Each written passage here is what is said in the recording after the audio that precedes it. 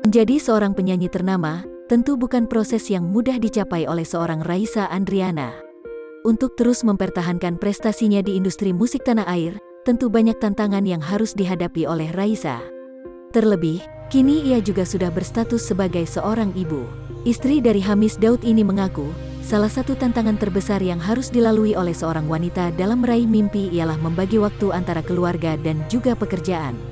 Perempuan itu kalau di tempat pekerjaan seolah-olah dia gak punya keluarga, dan kalau di keluarga seolah-olah dia gak punya kerjaan. Jadi memang benar-benar semua lini harus perfect.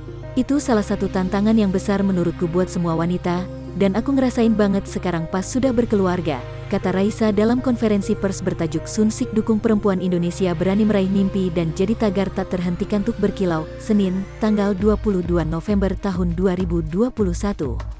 Meski berstatus sebagai seorang ibu, namun bukan berarti Raisa tak bisa meraih mimpinya.